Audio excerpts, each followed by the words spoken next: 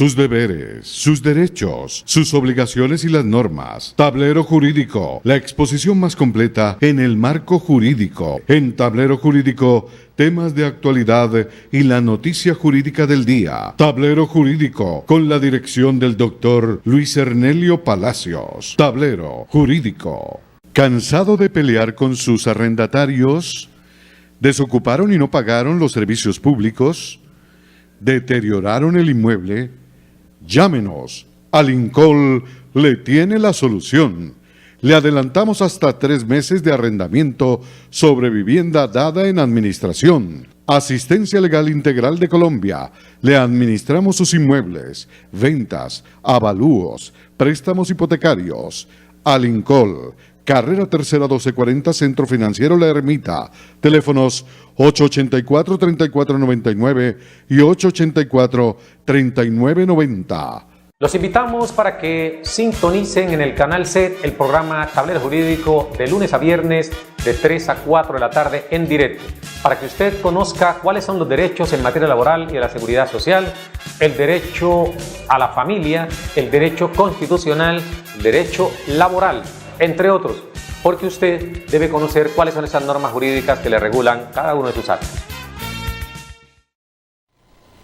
Amables televidentes, tengan ustedes muy buenas tardes. A partir de este momento y hasta las 4, como de costumbre, comenzamos su programa Tablero Jurídico, un espacio pedagógico que se orienta allí, usted preguntando en torno a sus derechos en materia laboral y la seguridad social, del derecho civil, el comercial, el derecho de familia, el derecho constitucional y, por supuesto, el derecho a la salud.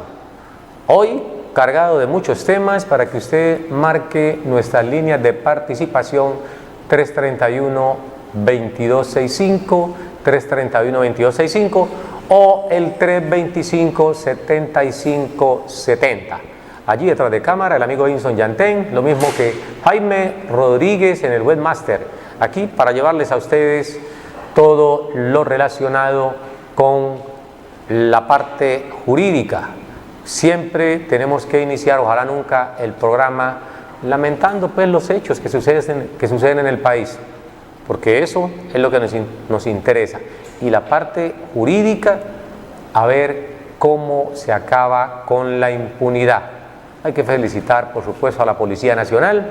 En el día de hoy, uno de los importantes medios de comunicación que hay en este país, pues está revelando la captura de los 2 sujetos que a sangre fría ataron y asesinaron o prendieron fuego a los 5 niños en Ibagué ya hace algunos años. Esto hay que aplaudirlo, pero vuelve a revisarse nuestro sistema penitenciario. Si vale la pena que este tipo de personas simplemente sean procesados, purguen 5 o 10 años, buen comportamiento entre comillas, y salen nuevamente a delinquir. Aquí en Colombia está prohibida, por supuesto, la pena de muerte y está también prohibida la cadena perpetua. Pero cuando suceden hechos de esta naturaleza, a uno se le olvida que estamos en pleno siglo XXI y que es necesario implementar normas que sean más rígidas, por supuesto, después de hacer una exhaustiva investigación que se condene como sucede en las otras naciones. No estamos diciendo que vamos a implementar aquí, por supuesto, las medidas, sino un sistema que investigue realmente como debe ser.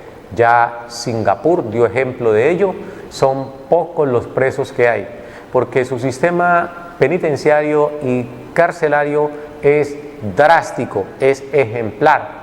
Todo aquel que delinque tiene que, por supuesto, no solamente purgar una pena, sino que en algunos casos tiene que responder con su propia vida el haberle quitado la vida a otras personas.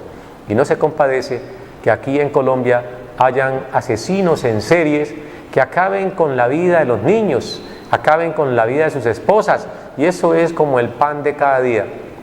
Todo el tiempo en primera página de los noticieros están hablando de eso, y eso tiene que acabarse, pero se acaba siempre y cuando nuestro sistema judicial sea eficiente.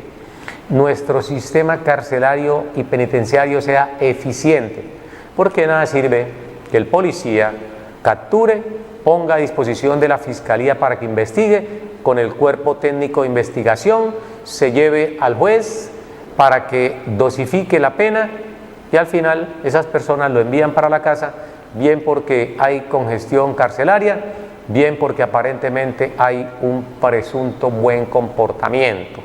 Por eso tenemos que revisar el sistema penitenciario en ese aspecto para mirar si Colombia algún día se compone, que la sociedad sea escarmentada, que tome ejemplo en torno a lo que está pasando.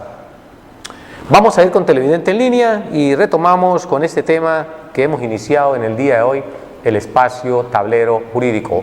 Buenas tardes. Buenas tardes. ¿Cómo me le va, señor? Muy bien, gracias. ¿Su nombre cuál es? Antonio, de Ciudad Córdoba. Don Antonio de Ciudad Córdoba. ¿Y su inquietud cuál es? Mi inquietud es la siguiente. Yo soy pensionado por invalidez.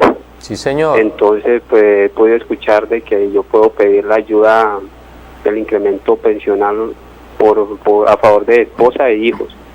Correcto. Entonces, yo necesitaba saber que en caso de que yo haga esa gestión, ¿cuánto se demoraría la respuesta?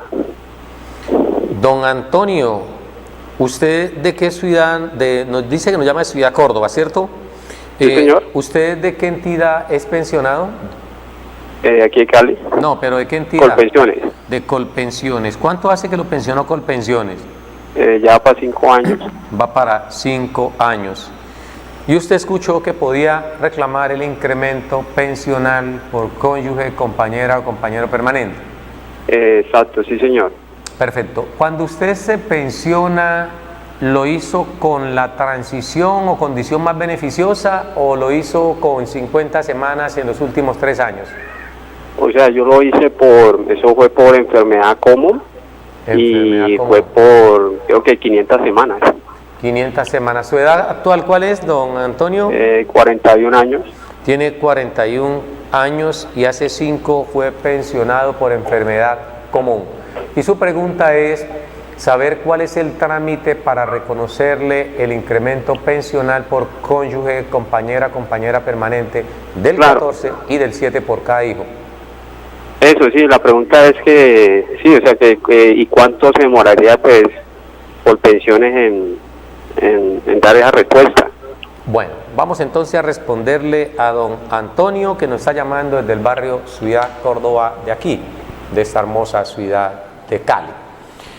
La pregunta es, ¿tiene derecho un pensionado por invalidez o origen común de hace 5 años a reclamar el incremento pensional por cónyuge, compañera permanente o por hijos? Depende, y depende en la época en que se haya pensionado. Usted puede tomar papel y lápiz, don Antonio, lo mismo que los demás televidentes que puedan tener una situación similar.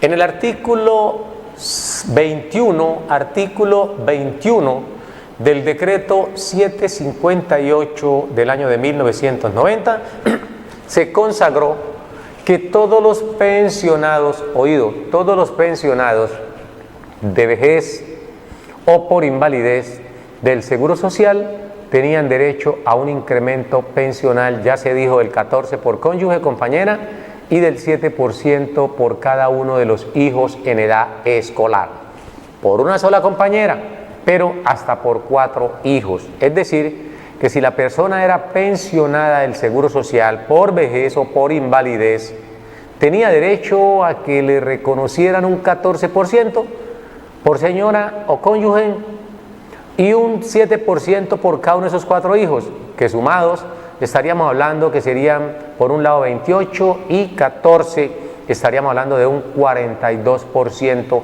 adicional a su pensión. Si la pensión la había obtenido con el máximo IBL, que para el decreto 758 era el 90% del índice básico de cotización, entiéndese por índice básico de cotización el monto con el cual usted cotizaba al sistema o lo que usted devengaba. Si usted devengaba 1.000.000 de pesos, entonces sobre ese millón le iban a reconocer a usted hasta el 90% y se pensionaba con 900.000 pesos, siempre y cuando hubiese cotizado 1.250 semanas. Entonces, esas personas, únicamente los pensionados del Seguro Social, podían reclamar incremento pensional por cónyuge, compañera o compañero permanente. Ahora bien, como la Ley 100 del año 1993 incorporó un nuevo sistema donde aumentó las semanas y aumentó la edad para pensionarse, lo que indicó ese mismo Estatuto de Seguridad Social en Pensión fue, en su artículo 36, que ese modelo del decreto 758, pues simplemente se modificaba con la Ley 100 y ya no eran las mínimo 500 semanas y tampoco las 1.000 en toda la vida laboral para obtener la pensión. Ya se empezaba, era un mínimo de 1.000 semanas. Antes era un mínimo de 500. En ese caso, entonces, como esa pensión era inferior a lo que la persona debía devengando, tenía el derecho a reclamar el incremento del 14%. Las personas que no están en transición, que no se pensionaron por transición, después de la terminación de este, no tienen el derecho. Vámonos en el caso hipotético del amigo Jesús, que nos está llamando el señor Antonio, señor Antonio, que nos llama desde Ciudad Córdoba. Se pensionó hace 5 años, es decir, si ahorita tiene 41, estamos hablando que tenía 36 años cuando se pensionó. Lo más seguro es que se haya pensionado no con transición, porque para la invalidez no aplica transición, aplica condición más beneficiosa o principio de favorabilidad para ese afiliado o trabajador. Por eso hay que hacer la claridad. Una cosa es condición más beneficiosa y otra cosa es transición.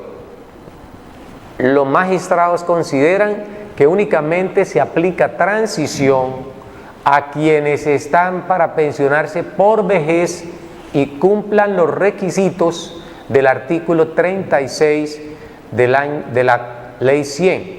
O lo que estableció el acto legislativo 01 del 2005. Solamente esas personas pueden hablar de transición, pueden pensionarse por transición, siempre y cuando hayan estructurado sus requisitos en los términos que estableció la misma ley, el mismo acto legislativo 01 del año 2005. En este caso, si usted se pensionó hace 5 años, es decir, en el 2013, ¿qué presumimos nosotros? Que no hubo transición para su caso, y no hubo transición por su edad, porque usted hace 5 años tenía 36, luego en el año 1994, cuando entró en vigencia la Ley 100 del 93, usted no estaba en transición ni por edad, ni por semanas, porque la Ley 100 entró en vigencia hace 24 años. Y si usted le resta 24 años a sus 41 que tiene hoy, pues hombre, tendría usted cerca de 17, 18 años más o menos, 17 añitos, 24 y 41, 17 añitos tendría usted. Luego, no podía estar en transición para obtener la pensión ni por semanas ni por edad. Lo que significa que al no ser beneficiario del régimen de transición, usted, don Antonio, no tiene derecho a ese incremento pensional, por la razón que ya hemos aducido. Nos llama la atención, sí, de que, y ha sido una polémica que hemos tenido con algunos jueces en el caso particular, en torno si lo que busca el incremento pensional es ayudar a personas que se están a cargo. Se supone que si el pensionado por vejez tiene el derecho al incremento pensional, pues tiene mucho más derecho a ese incremento el pensionado por invalidez. Nunca pudimos entender cómo se conservó el incremento del 14% para los pensionados por vejez, pero después de la Ley 100 no lo conservaron para los pensionados por invalidez. Si uno hace una ponderación, ¿quién necesita más esa ayuda? Si el que tiene cónyuge, compañera o compañero permanente e hijos y es pensionado por vejez, o el que tiene cónyuge, compañera o compañero permanente e hijos y es pensionado por invalidez. No cabe la menor duda que el que más va a requerir de esa ayuda es el pensionado por invalidez. Por eso es un contrasentido que los magistrados de la Corte Constitucional hayan determinado que los pensionados por invalidez no tienen derecho a incrementos pensionales. De hecho, en muchas oportunidades hemos presentado esa demanda, don Antonio, y no se ha obtenido una sentencia favorable. Si algún abogado, algún profesional del derecho hoy le dijo a usted que podía reclamarle y que va a cobrarle tanto, usted verá si contacta con él. Pero nosotros de antemano le decimos que la demanda o las demandas que hemos presentado en ese sentido no han prosperado. No han prosperado sencillamente porque le ha dicho la Corte a muchos jueces, a muchos demandantes, que para pensión por invalidez no aplica régimen de transición después de la Ley 100. Sin embargo, sorprende sí que antes de la Ley 100, el artículo 21 del decreto 758 textualmente decía: a todos los pensionados por vejez o por invalidez del Instituto del Seguro Social se les puede incrementar su pensión por personas a cargos. Y eso es lo que no se mantuvo después de la Ley 100. Esos son los tipos de reformas que hay que hacerle al sistema pensional en Colombia, porque no es lo mismo el que sale pensionado o la que sale pensionada con 57 años mujer o con 62 años hombres y en óptimas condiciones de salud. Por supuesto, tiene unos años encima, pero sale en óptimas condiciones de salud. El otro que es pensionado por invalidez, no importa que tenga 20 años, 22, 23 años, pero está lesionado, está en situación de discapacidad y precisamente lo pensionan porque está inhabilitado para trabajar, luego no puede subsistir. Y si ese muchachito de 20, 22, 25, 30 años o más se pensiona por invalidez, tiene 2, 3, 4, 5 hijos, tiene una compañera, un compañero permanente, el cual depende de él, al pensionarse queda de tal grado de pérdida de capacidad laboral que no puede ni siquiera valerse por sí mismo. La pregunta es reiterativa: ¿quién necesita más la ayuda del 14%? ¿El que se pensiona por invalidez, que requiere una persona que lo asista para poder desarrollar sus actividades más elementales? ¿O ese que se pensionó por vejez, que a pesar de sus 62 años, hoy o 57, puede ir y venir sin la ayuda de nadie? Allí hay un vacío. Y eso es lo que nosotros buscamos, que la ley sea equitativa, que la ley se pueda equiparar y que le reconozca a cada uno de acuerdo a sus circunstancias, porque la ley en Colombia no es equitativa. No es equitativa por lo que estamos argumentando con respecto al incremento pensional. De hecho, permítame esclarecerle o ampliarle que los incrementos pensionales que se establecieron en el artículo 21 del decreto 758 del año de 1990, con ese decreto se aprobó el acuerdo 049, que dio vigencia, por supuesto, al sistema pensional del Seguro Social. Ese decreto era muy claro y esa ayuda era porque se presume que una persona, cuando tiene su beneficio, su derecho a la pensión, pues no puede seguir devengando lo mismo que estaba obteniendo. ¿Por qué razón? Porque el trabajador activo recibe, aparte de su salario, va a recibir auxilio de transporte si gana hasta 2 salarios mínimos legales mensuales. Tiene vinculación a la salud, al fondo de pensiones, a la ARL, a la caja de compensación familiar. A ese trabajador, aparte del salario y el auxilio de transporte, también le van a reconocer primas, cesantías interesa a las cesantías, vacaciones, recargo nocturno, horas extras, dominicales, festivos, ni se diga más. Su salario es bastante amplio. Ya vamos con Televidente en Línea, estamos aquí hasta las 4 de la tarde, esperemos que no se le caiga la llamada y que pueda consultar el tema que a bien tenga. Entonces estamos haciendo un análisis por qué el incremento pensional se incorporó en el decreto 758, artículo 21, decreto 758. Vamos con Televidente en Línea y ya retomamos este tema que resulta ser interesante. Bueno, entonces vamos a retomar mientras el televidente recupera la llamada que está en este momentico caída. Nuestras líneas de participación están allí, 325-7570, 331-2562, 331-2265, corrijo, para que usted nos llame y nos consulte cuál es su tema. De momento, ampliamos algo que nos parece muy interesante para que las personas que observan este espacio entren en razón y se den cuenta cómo son nuestros gobernantes cuando de dinero se trata. Pero cuando se trata de dineros de los pobres, de quitarle a la gente, allí son bastante drásticos, son bastante severos. Pero cuando es el dinero de los que lo tienen todo, ahí sí son muy flexibles.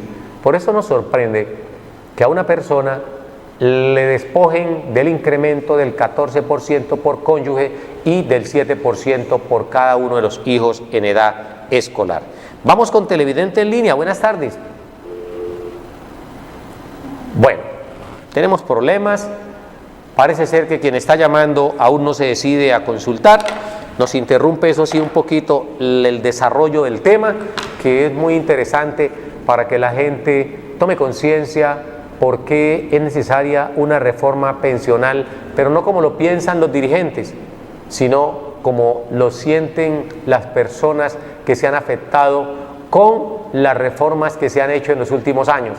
Porque esas reformas en materia de seguridad social, especialmente en el sistema pensional, no tienen otro objetivo que quitarle cada día más a los ancianos, a las personas que lo han dado todo durante el desarrollo de su vida, por un buen trabajo, por un buen ingreso, y que cuando llega el momento de sentarse a descansar un poco, pues los gremios económicos, en compañía de nuestros políticos, le despojan de lo más elemental, que es la pensión. Entonces, el análisis lo hacíamos. No es lo mismo tener una pensión que tener un salario. Decíamos porque el del salario de 1 millón, en promedio puede ganar 1,5 millones, 2 millones de pesos, si se quiere, con todas las arandelas que eso trae, porque vienen muchas adiciones a ese salario. A la pensión no vienen sino restas, al salario hay sumas. Vamos con Televidente en Línea, buenas tardes. Aló. Buenas tardes. Aló. ¿Cómo me le va, señor? Aló. Le estamos escuchando, amigo. Por favor, bájele un poco al televisor para que pueda interactuar con nosotros. Buenas tardes. Bueno, no hay comunicación. Le recordamos a nuestros televidentes que cuando se comuniquen con nosotros... ¿Aló? Sí, señor, le estoy escuchando. ¿Aló? Sí, señor. ¿Aló, aló? Le escucho, mi señor. ¿Aló, aló? Le estamos escuchando. Doctor, Sí, señor. buenas tardes. Yo a usted no lo estoy escuchando, pero voy a hacerle la pregunta así. Doctor, yo he escuchado le habla José Restrepo de Jamundí, perdone. Lo he escuchado a usted que dice que cuando un proceso pasa mayor de 120 salarios mínimos, pasa a casación. Y mi pregunta es, si pasa a casación, ¿por qué se va a casación y cuánto se puede demorar el proceso allá? Y muchas gracias. Gracias, don José Restrepo, por consultarnos y permitirnos dirigirnos pues a ustedes. No son 180 salarios, son 120 salarios mínimos legales mensuales vigentes hasta la fecha, así lo establece el Código Procesal Laboral y de la Seguridad Social respecto al recurso extraordinario de casación. La casación es un mecanismo extraordinario, por eso se denomina así, y se pasa cuando ya el monto tiene ciertos topes. Usted me pregunta cuánto puede demorar, depende, porque la Corte Suprema de Justicia, por supuesto, tiene la sala laboral y esa sala laboral está subdividida en varias subsalas, dependiendo de la congestión que se tenga ante esa entidad. Este recurso extraordinario deben, por supuesto, alegarlos las partes. Quien se sienta vencido en segunda instancia puede presentar el recurso extraordinario de casación cuando considere que hay una flagrante violación bien a una norma sustantiva o bien al procedimiento y que el juez ACU o el de segunda instancia no ha tenido a bien subsanar a pesar de que ya se había, hecho la reclamación en primera instancia. Por eso, si usted nos pregunta cuánto es el término que puede demorar un proceso en casación, tenemos experiencia de algunos procesos que nos han durado 3, 4, 5 meses en casación, pero hay otros que pueden durar mucho más tiempo, mucho más tiempo. Por eso, don José Restrepo, hay que apegarse a eso. Si usted ganó la sentencia, el proceso en primera instancia, en segunda instancia confirmaron y van para la casación, esperemos, Dios mediante, que se mantenga en esa línea de confirmar el reconocimiento de las pretensiones de esa demanda, si usted lo ha ganado. Si lo perdió en primera y en segunda, ojalá Dios permita que le puedan revocar ese fallo de instancia a sus dos antecesores, es decir, al juez de primera instancia y al magistrado que entró a confirmar un fallo adverso en contra suya. Hay que esperar, hay que tener paciencia y estamos casi seguros que vamos a obtener esa sentencia favorable para usted, don José Restrepo. No sabemos el término, puede demorarse 4, 5, 6 meses, todo depende del grado de congestión que tenga el magistrado a quien le corresponda su expediente. Gracias por comunicarse con nosotros, don José Restrepo, que nos llama desde Jamundí, como es frecuente, para conocer acerca de esto del derecho. Y seguimos entonces con el tema que habíamos ampliado un poco, y es la pregunta que nos hace el señor Antonio, que nos llama desde Ciudad Córdoba. Sea este el momento para decirle a todos nuestros televidentes, cuando se comuniquen, por favor bájenle al televisor y escuchen por el teléfono las respuestas que nosotros damos. Pero si nosotros le subimos el volumen al televisor y estamos hablando por el teléfono, no vamos a escuchar porque se va a devolver el sonido. Por eso, a todos nuestros televidentes le indicamos, nuestras líneas de participación están habilitadas para que no se queden con las ganas de hacernos las consultas en materia del derecho laboral y de la seguridad social, del derecho civil, el comercial, el de familia, el constitucional y, por supuesto, el derecho a la salud. Aquí vamos a estar, pues, otros minuticos más para que usted nos consulte y nos diga cuál es su caso al respecto. Vamos a hablar acerca de esto del incremento, porque internamente nos han pedido que ampliemos el tema. Ya atendemos al amigo Jaime, esperemos que culmine el programa para poder atenderlo de manera personalizada. Al amigo Antonio, que nos habló acerca de ese incremento. Hoy hay que luchar para que el incremento pensional vuelva a todas las personas que obtienen reconocimiento de la pensión, porque nunca se ha hecho el ejercicio de indicarle al pensionado que al él obtener ese derecho a la pensión va a disminuirse sustancialmente sus ingresos, y esto puede ser un 50% o más incluso en ese caso, para que ustedes no pierdan esa oportunidad de poder reclamar cuando las circunstancias así lo ameriten. Por eso le decimos a todos nuestros televidentes que hay que unirse para que de manera organizada se presente un proyecto de ley ante el Congreso. ¿Para quién? Para los fondos de pensiones, para que sigan reconociendo el incremento pensional por cónyuge, compañera o compañero permanente del 14%, y para cada uno de los hijos en edad escolar del 7%. Esto es un alivio y que no se siga disminuyendo la capacidad de ingreso de los pensionados, porque usted gana 2 millones de pesos, eso es lo que le pagan a usted básicamente de salario mensual. Pero si usted trabaja horas extras, si a usted por alguna circunstancia le dan una ayuda en transporte, aunque no lo merece, sino hasta los 2 salarios mínimos legales mensuales vigentes, si a usted le están reconociendo la prima, las cesantías, el interés a las cesantías, las vacaciones, le están reconociendo también horas extras, recargo nocturno, dominicales, festivos, por supuesto que a usted le va a venir en promedio más o menos 3 millones o más. Pero cuando usted se pensiona, esos 2 millones de pesos pueden perder sustancialmente casi un 50% o más, casi un 50%. Por eso el sistema pensional en Colombia está concebido para que usted no se quiera pensionar a pesar de que ya cumplió la edad y el número de semanas requerido.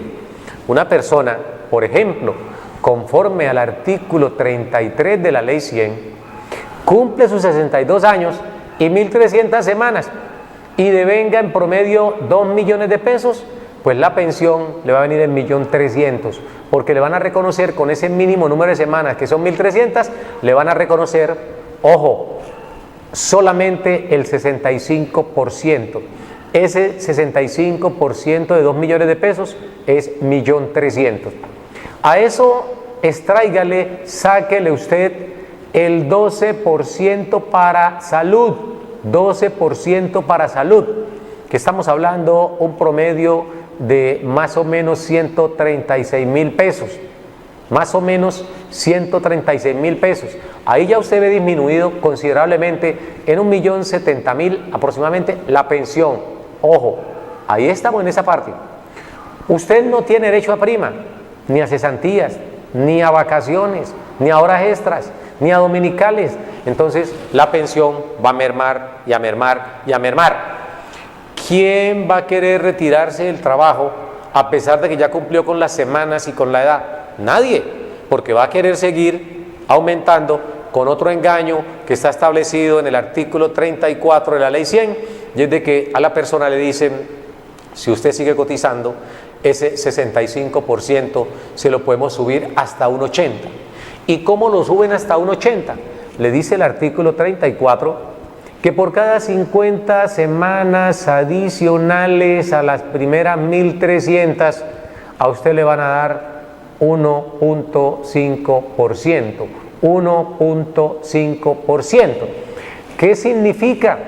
Que usted, si devenga 2 millones de pesos mensualmente, oído, mensualmente, le sacan de allí, entre lo que usted aporta y su empleador, son 320.000 pesos, mucho dinero para que le van a reconocer a usted finalmente a futuro, porque les cuentan un 16%, o con base en un 16%, usted pone un 4% de su salario y su empleador pone un 12%, son 320.000 pesos si usted devenga 2 millones de pesos.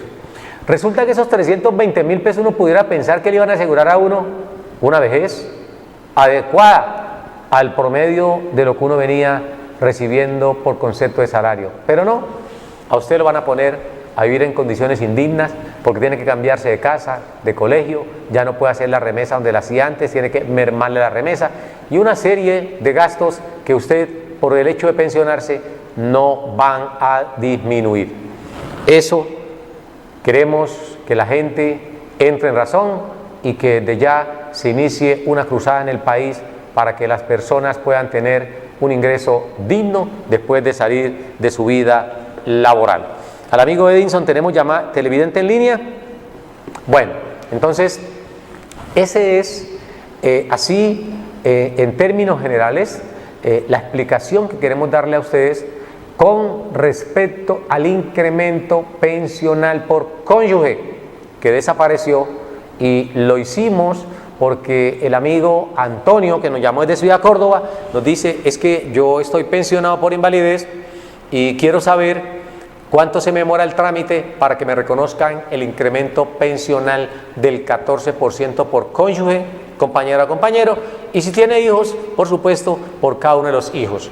Le reafirmo a usted, amigo Antonio, que nos llama de Ciudad Córdoba, una vez más, que usted no tiene derecho al incremento pensional. Es una lástima porque sabemos cómo vive una persona en situación de debilidad manifiesta. Si el que está 100% bien en salud no le alcanza la pensión para vivir dignamente, imagínense usted una persona como su caso, que ha sido calificado con pérdida de capacidad laboral superior al 50%. ¿Qué sería de la vida del señor Antonio si no tiene una esposa, una compañera, si no tiene hijos, si no tiene mamá, si no tiene una persona que vele por él y que requiera hacer ciertas actividades con la ayuda de un tercero? Partamos de la base que quien terminó pensionado por invalidez es una persona joven, 20, 23 años, nunca se casó, no tiene hijos, no tiene padres, y quede de tal suerte de postración en una cama que requiera un tercero. ¿De dónde le va a pagar a ese tercero para que lo atienda si su pensión, por ejemplo, es el salario mínimo legal mensual vigente? ¿Quién va a trabajar gratis? Nadie, porque si tiene una persona que trabaje para él, no va a tener con qué pagarle, porque el solo hecho de que le descuenten de su pensión el 12% ya queda con una cifra inferior al mínimo y nadie le va a trabajar a él por menos del mínimo. Nadie es nadie. Pero en el caso hipotético que alguien le trabaje con el mínimo o por debajo del mínimo, pregunto, de 683,000 pesos que le van a quedar a esa persona que se pensionó por invalidez con base al mínimo legal mensual vigente, pregunto, ¿no tiene vivienda? Tiene que pagar vivienda. Hay que pagar servicios, hay que alimentarse, hay que comprar los medicamentos no pos. Todo eso hace parte de los gastos de una persona. Y estamos hablando de una persona que está sola.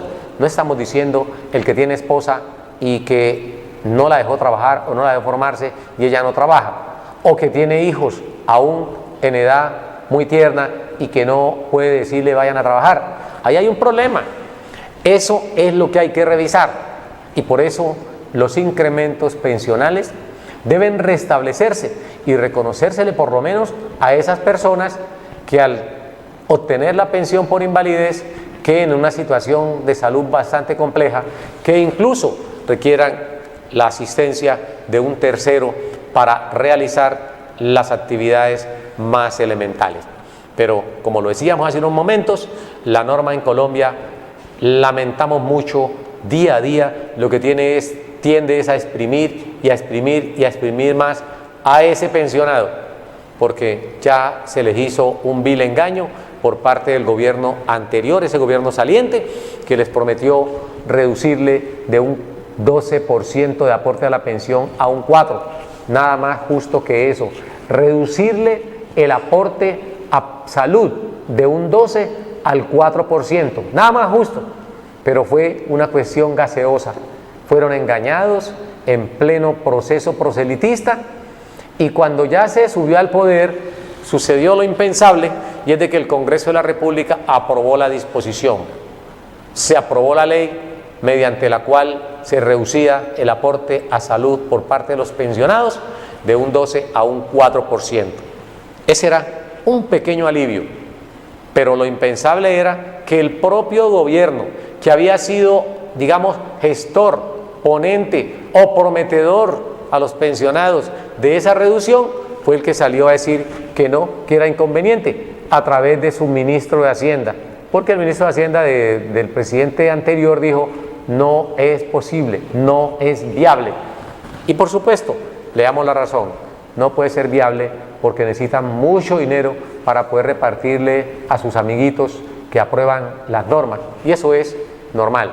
El Congreso salió en hombros como el gran ganador porque aprobó la disposición y el presidente como el gran perdedor.